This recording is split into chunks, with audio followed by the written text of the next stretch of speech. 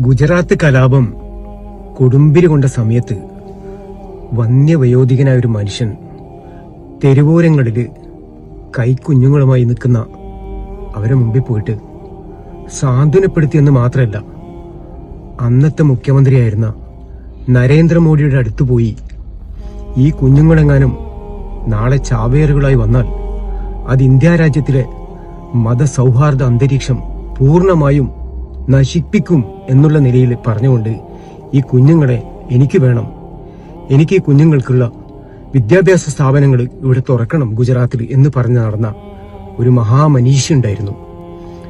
ആ മനുഷ്യനെ കൊണ്ട് ഇന്ന് ഇന്ത്യ രാജ്യത്ത് ന്യൂനപക്ഷങ്ങൾ പീഡനങ്ങൾ അനുഭവിക്കുന്നു എന്ന ഒരു വലിയൊരു പ്രസ്താവന ഉണ്ടാക്കിക്കൊണ്ട് നാട് കത്തിച്ചാമ്പലാകാൻ അദ്ദേഹം ഉദ്ദേശിച്ചില്ല. അതാരാന്നറിയാലോ? മഹാനായ ഖമറുൽ ഉലമ എ.പി. അബൂബക്കർ മുസ്ലിയാർ ആയിരുന്നു. എ.പി. അബൂബക്കർ മുസ്ലിയാർ പറഞ്ഞ ആ വാക്കിനെ എതിർക്കുന്നവർ, അദ്ദേഹത്തിനെതിരെ നിലപാടെടുക്കുന്നവർ ഒരു കാര്യം മാത്രം ശ്രദ്ധിച്ചാൽ നന്നായിരിക്കും.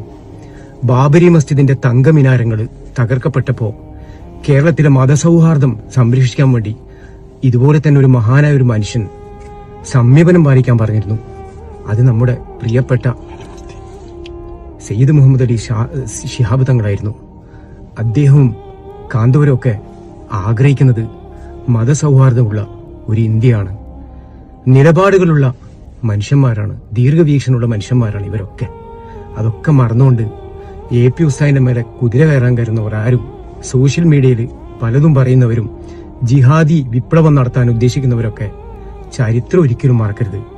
ഇന്ത്യ രാജ്യത്തിന്റെ സാമൂഹിക അന്തരീക്ഷം അറിയാത്തൊരാളല്ല കാന്തപുര അബൂബക്കർ മുസ്ലിയാർ എന്ന് അറിഞ്ഞാൽ നിങ്ങൾക്ക് നല്ലത്.